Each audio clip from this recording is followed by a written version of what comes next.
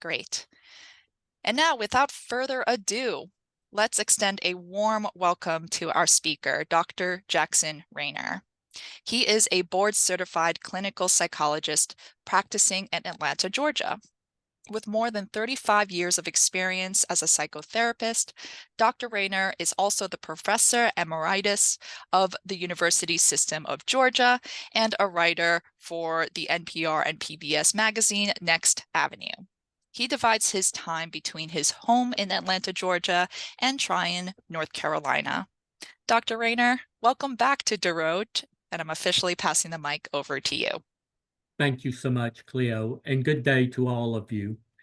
I am going to speak from a bully pulpit for a few minutes, and so I hope that this has some relevance to you.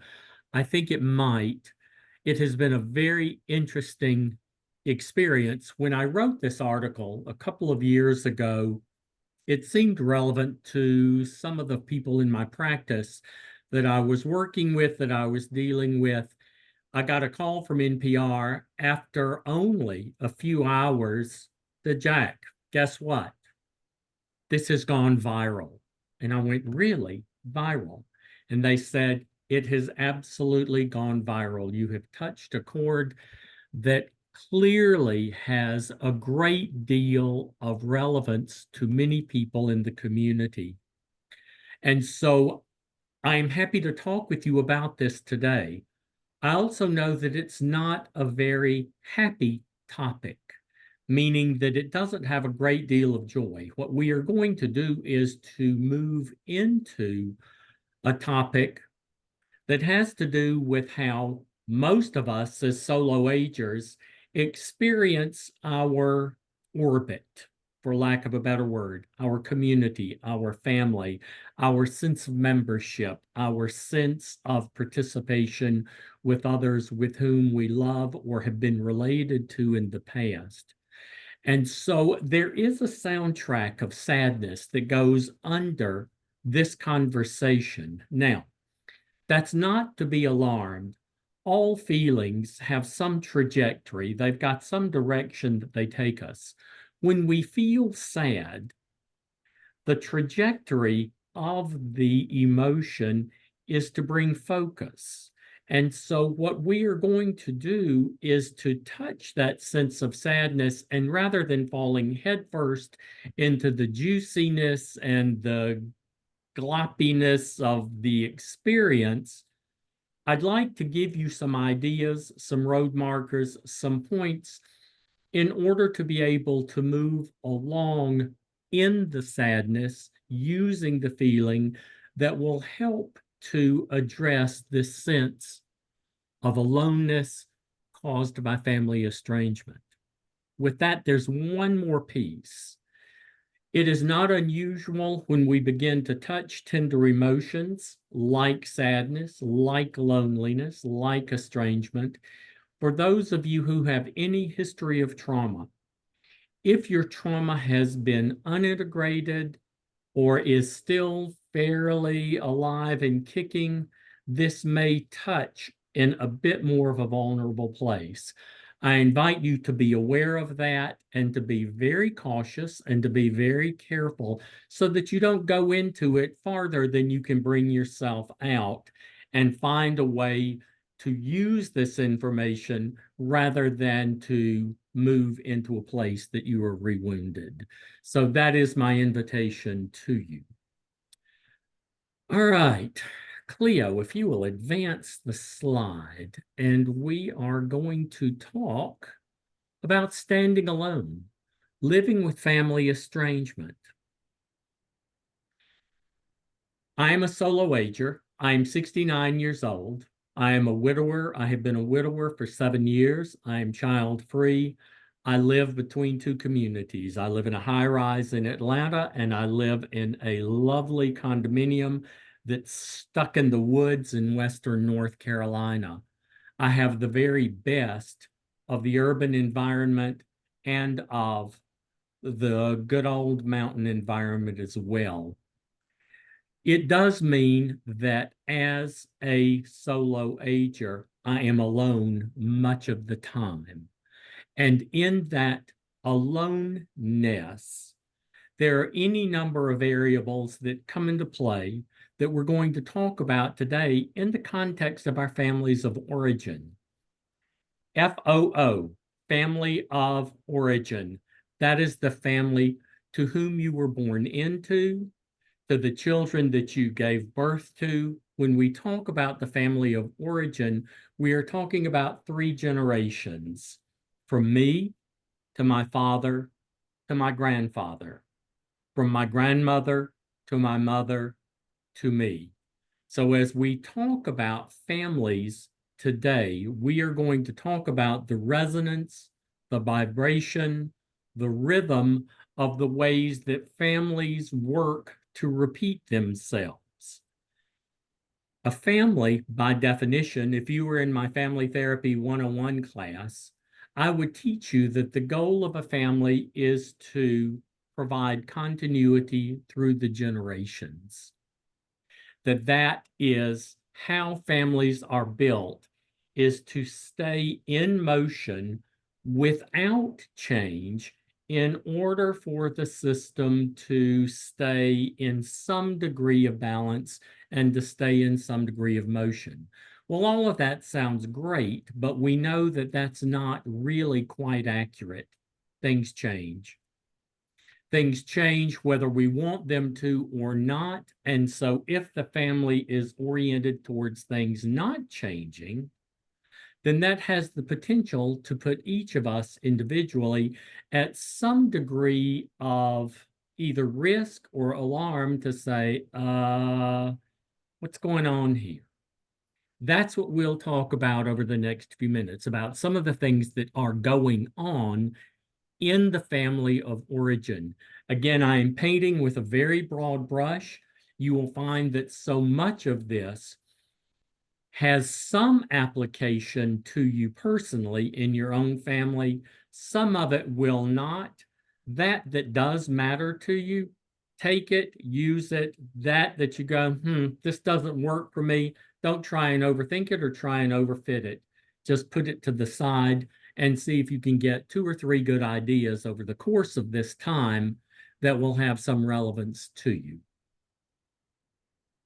All right, Cleo, would you move us forward, please? All right. There is an assumption that I'm making that for our conversation today, each of us is living alone. Each of us is living solo. I spoke to this a bit last week when we talked about the old term elder orphan, which is a mean-spirited, punitive description of those of us who are aging, who are seasoning, who are maturing, and who by a matter of choice are living alone. Think about your sense of aloneness. Think about how you move through a typical day, how you get up in the morning, how you prepare to meet the demands of the day, the expectations that you have of yourself, that others have of you, of the way that you are going to need to rely on others to the degree that you can be independent, autonomous. All of that comes into play with the sense of being alone. Now, all of that is structural, right? What am I going to do? Where am I going to be? How am I going to get there? What do I need to do? How do I take care of myself? All of that is structural. Shift your gears and let's talk to things that are more internal and more personal. That's what has the relevance to us right now.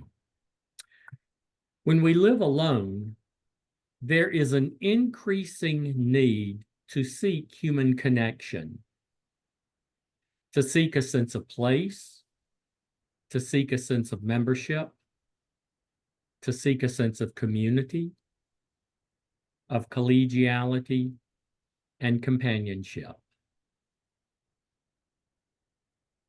You did not hear me say you need to be in a monogamous, intimate relationship. That is entirely your choice your option, and it is one. For all of us, we do need to be fed and watered in relationship to others. I will be spending the holidays with a group of folks that I define as my peeps, P-E-E-P-S. I love the kids' term now. They are my intentional family. They are my creative family. Not a one of them is connected to me by DNA, but they are the folks that if I need anything in the middle of the night, whoever needs to know how I am, what I am, they are my folks. They are my human connection.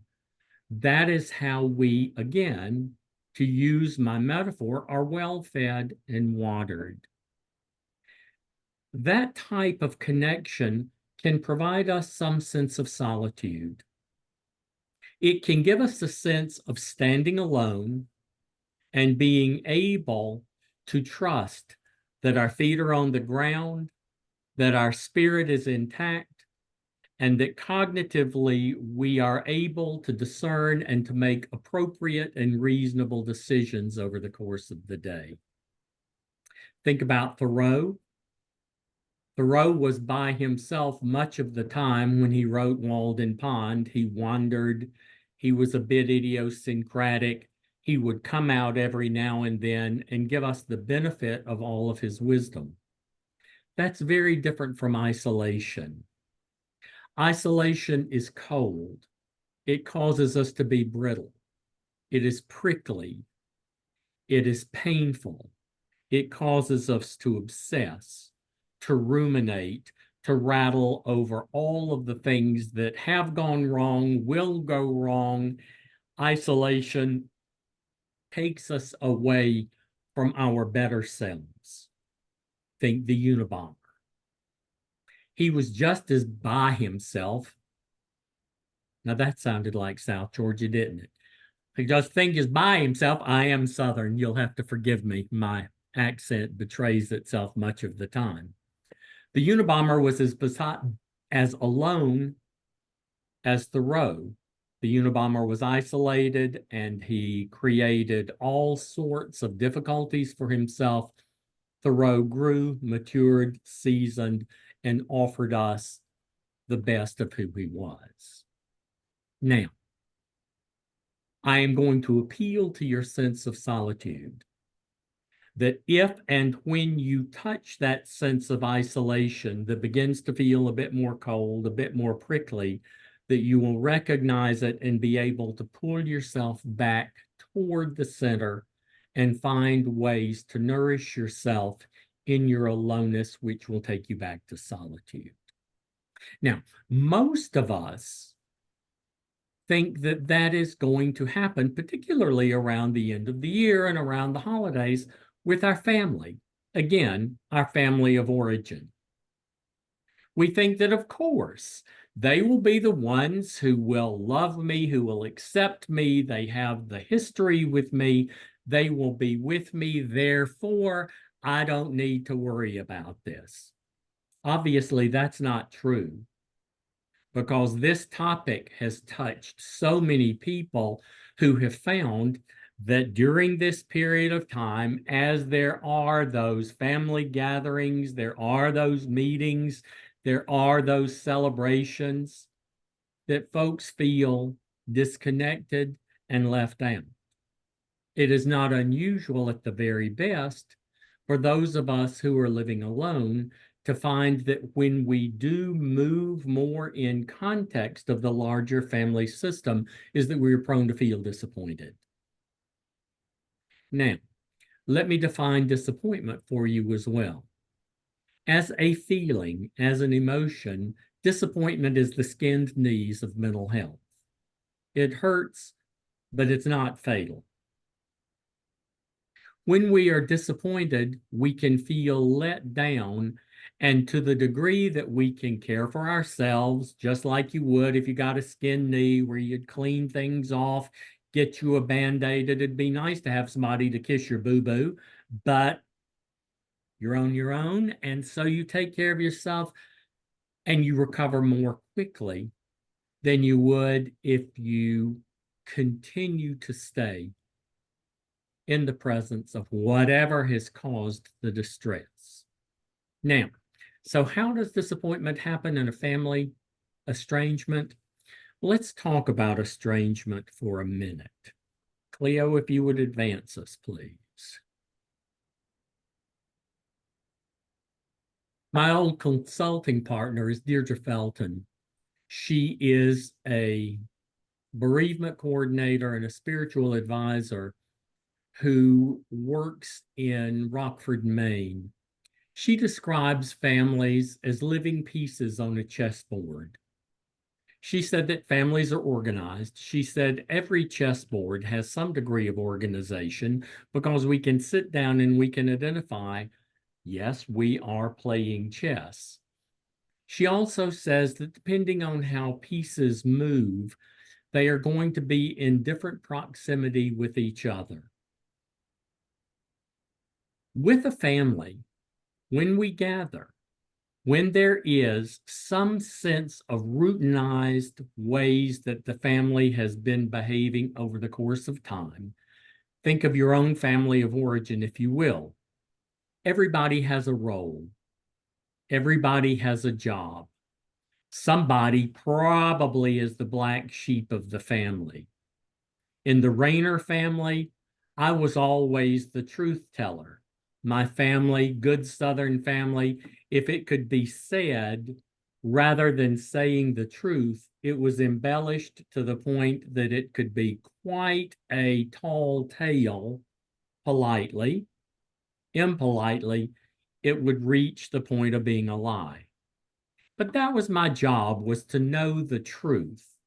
And so when people wanted the truth, I could bottom line it. Nice for some, others would say, do you have to be that? And then fill in the blank.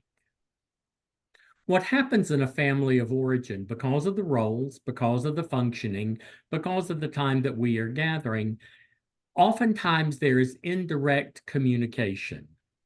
Direct communication is one person looks at another person, message sent is message received. According to good linguists, that message sent is message received for the very, very, very best communicators happens 50% of the time. Interesting, huh? That 50% of the time there has to be clarification, amplification, reification in order to be able to ensure that message sent is message received. We are heard throughout all sorts of different environments that I'm in dialogue with someone else. Dialogue is defined by understanding another. It doesn't mean that you have to like it, that you have to respect it. It does mean that you have to understand it. The understanding comes from that sense of direct communication. And if linguists are right, in families, that's going to happen only about 50% of the time. Indirect communication in most families happens in a triangulated or a prismatic type of way. As in, you'll nudge, well, did you hear what Aunt Sarah said about Cousin John?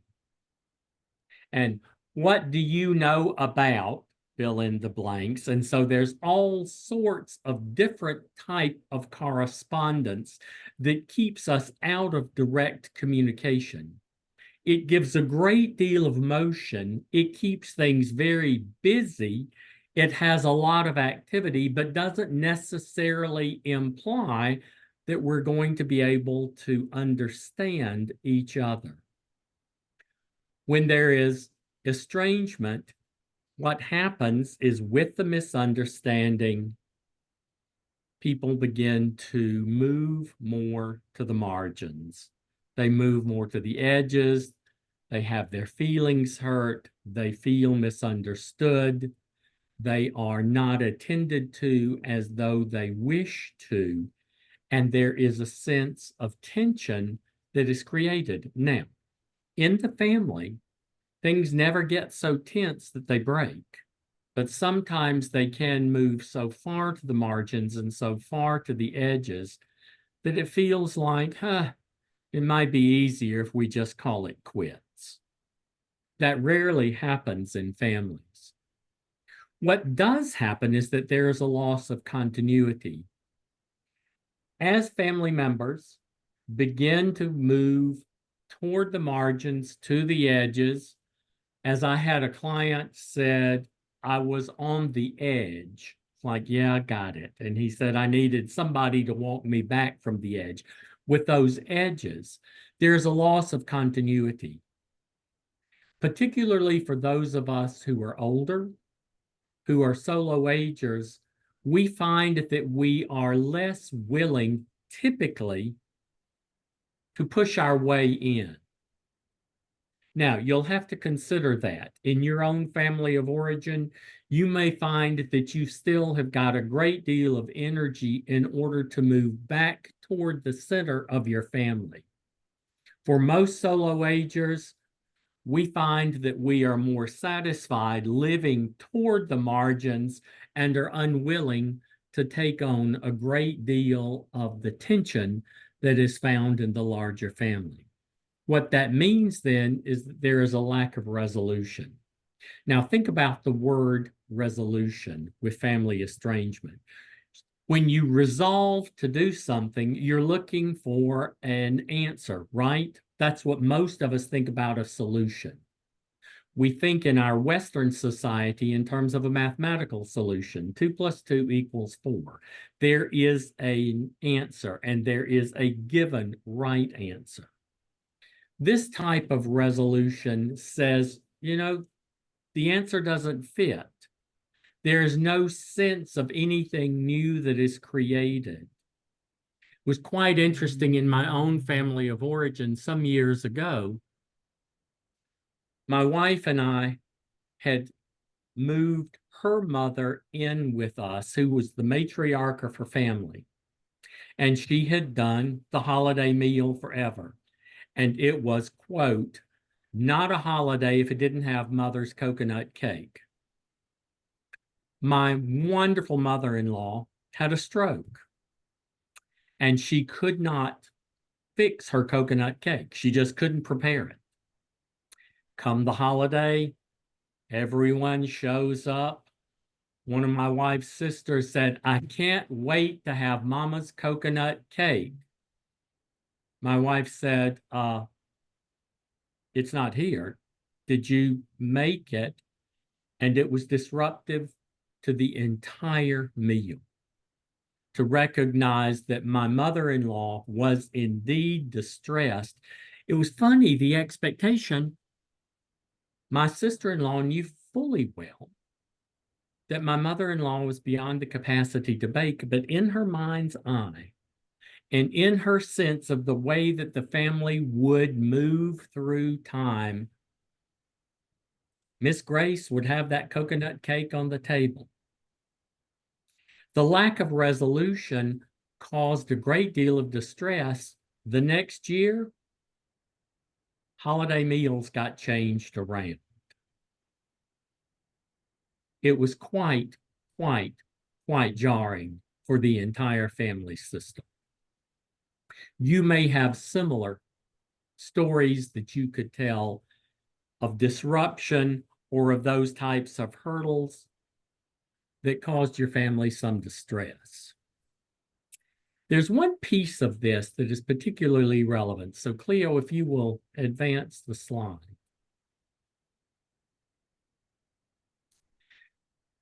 I have the occasion to work with older couples, and it is with great frequence that I will hear couples who will say, my children just don't care. They just leave us alone. They don't call as much as we want. They don't take care of us like we want and we need. They feel ignored. Their family's busyness causes hurt feelings. There is some type of disruption in tradition. And what happens is that the family just locks down. And begins to live in a state of tension. How does this happen? An interesting case study. A couple in their late 70s asked for help. They had an adult daughter who was willing to come with them to a conjoint family session. They told her of their distress, and she looked at them and she said, "Y'all, I really love you. I care for you, and I have a very full life right now. My husband and I work full time. We have 3 children that need all sorts of care. Y'all are now living in a independent care community. You've got friends of your age and stage of life. I don't worry about you falling, about you needing medical care.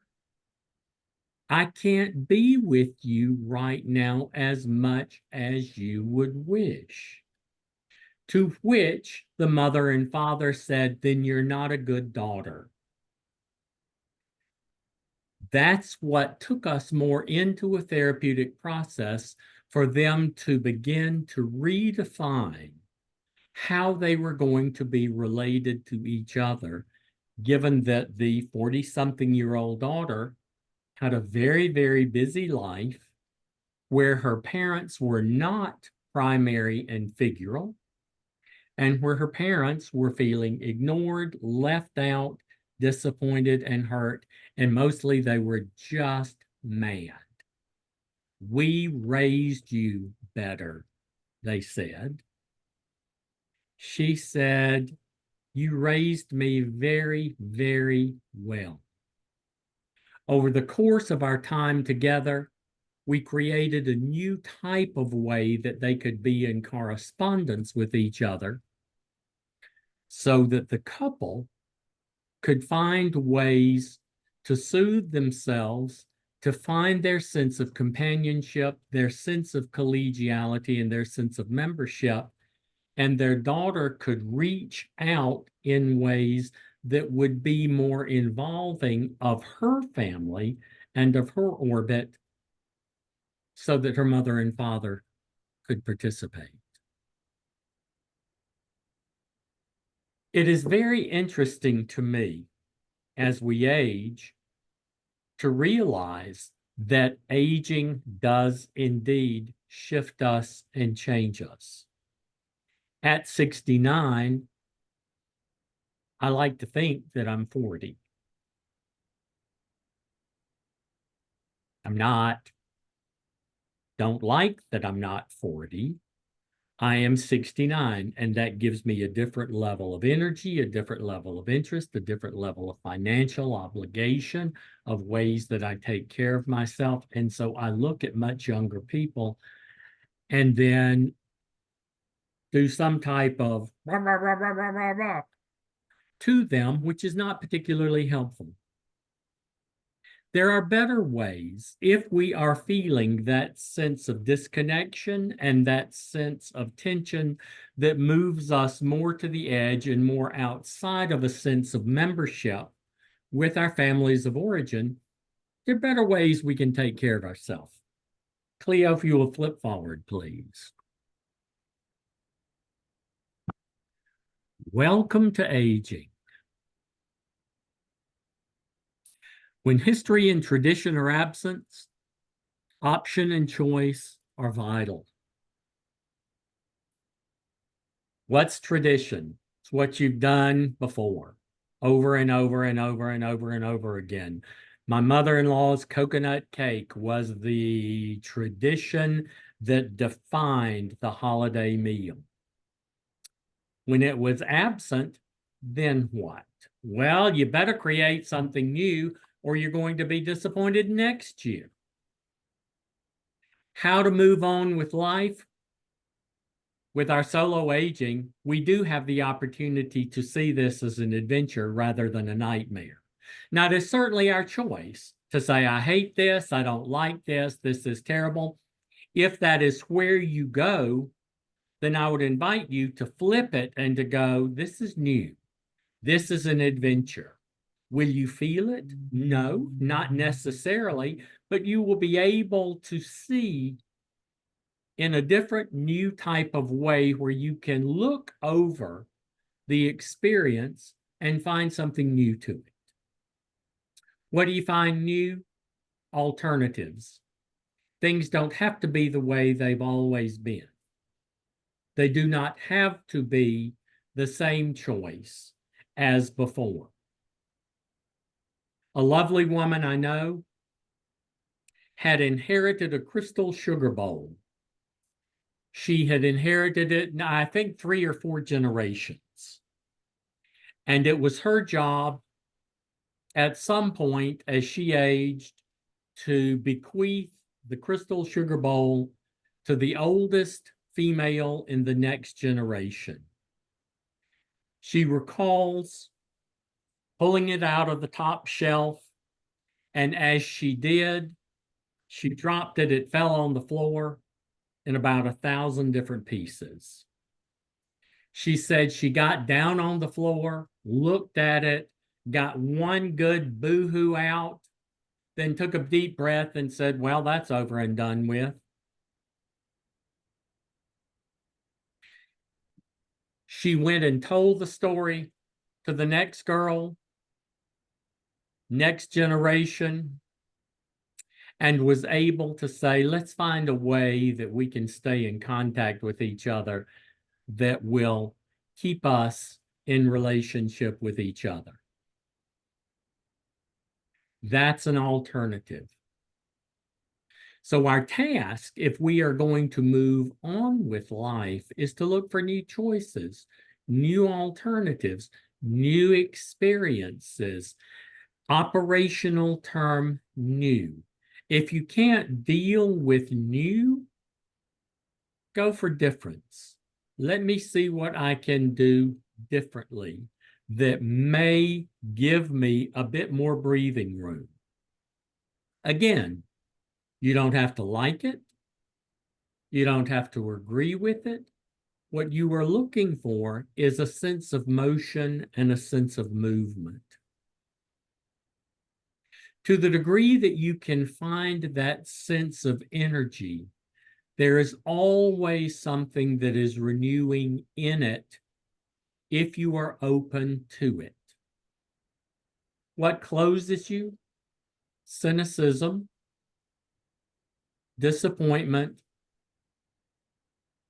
and to use a colloquial word, grudges. Now, with all of this, as you move on as a solo ager, understanding that your family is growing, changing, developing, you have an obligation. The obligation is couched in terms of an expectation. It's time to make new friends. It's time to learn about new people who can be related to you in new collegial ways that have more of a sense of companionship, of interests, of likes, of energy and enjoyment with folks of your age. I was invited not so long ago at 69 to go with 2 generations down to a Queen concert. Do you remember Queen? They've done a virtual, I don't know what it is, but it was at the arena downtown Atlanta, and there were to be 80,000 people there. And they said, oh, you'll love it. And I said, thank you. I really don't ever need to go to an arena concert again. Have a lovely time. I told some of my friends, and they said, oh, doesn't that sound like hell? And I said, absolutely, it sounds very, very, very difficult. My young friends went, they came back, talked about what a wonderful time they had, and we were able then to visit about the concert. My experience having been to a Queen concert back in the middle 80s, and it was very different with different friends who were close by. The expectation of making new friends is imperative. If you go, I don't have friends, you are the one who is obligated to go and seek them out.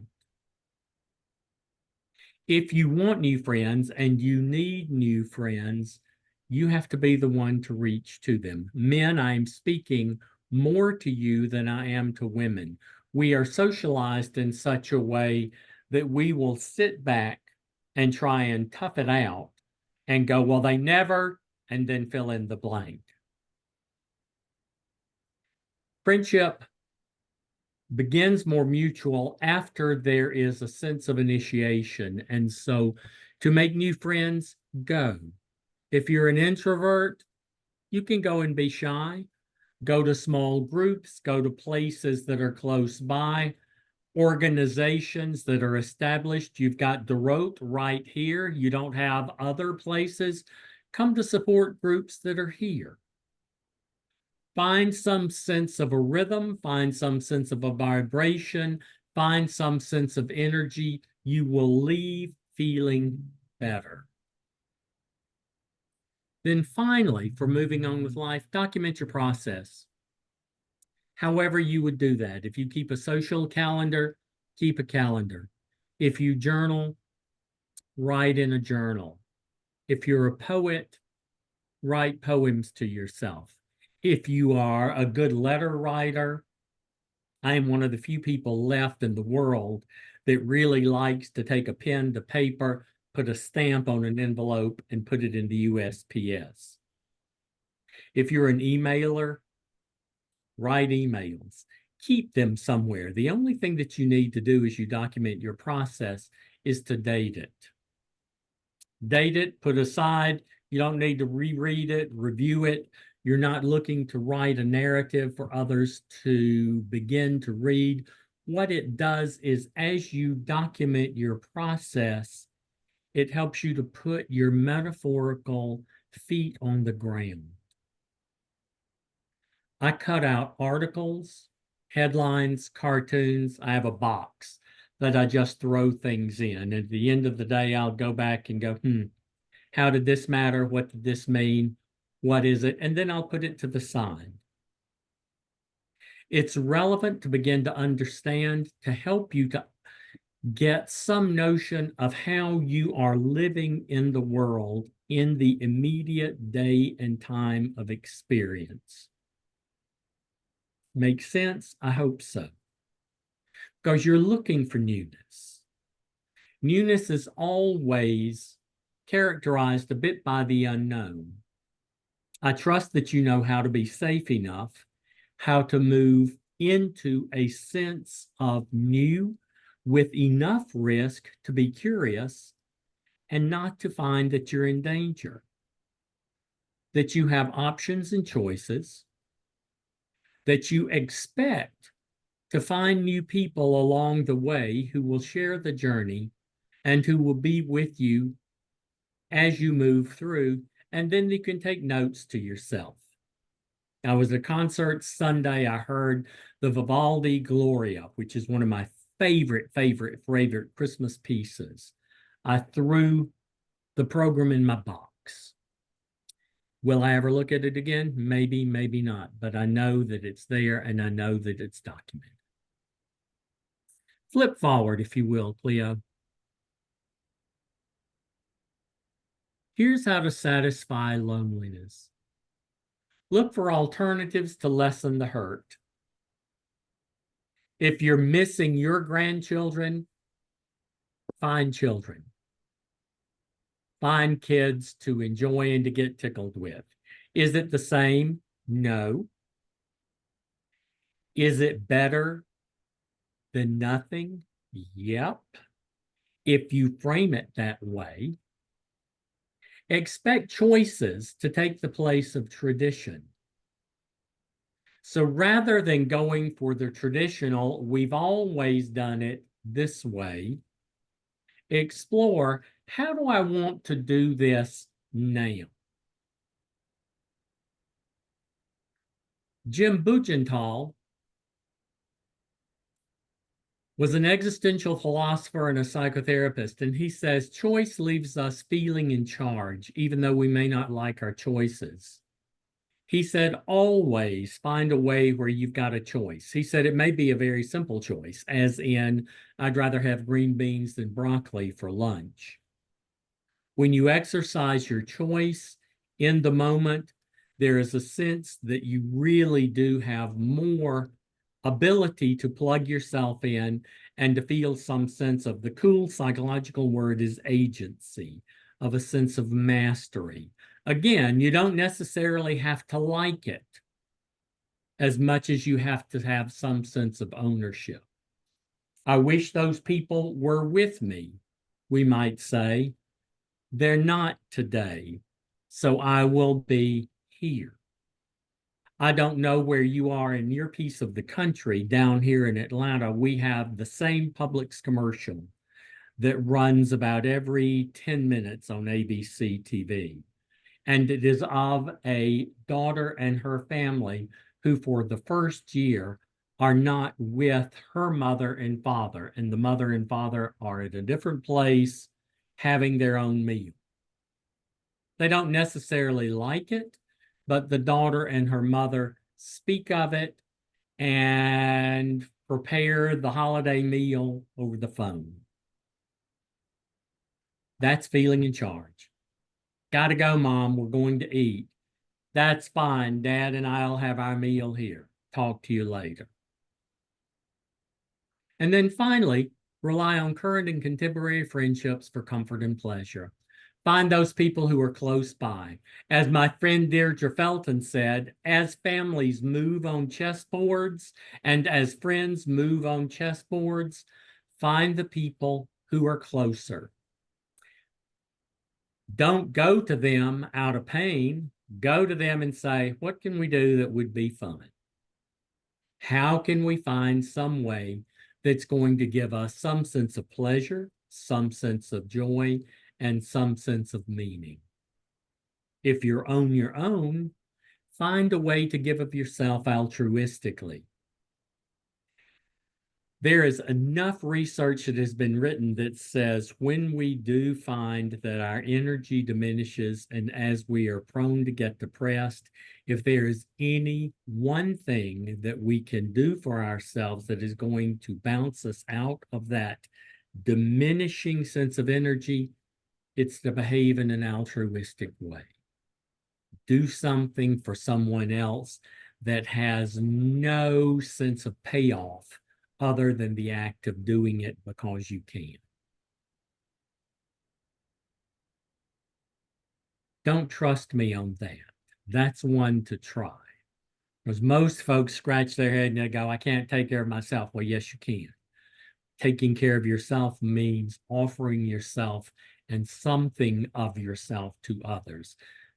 The year after my wife died some years ago, I was completely on my own. She died in September. I thought on Thanksgiving, what am I going to do?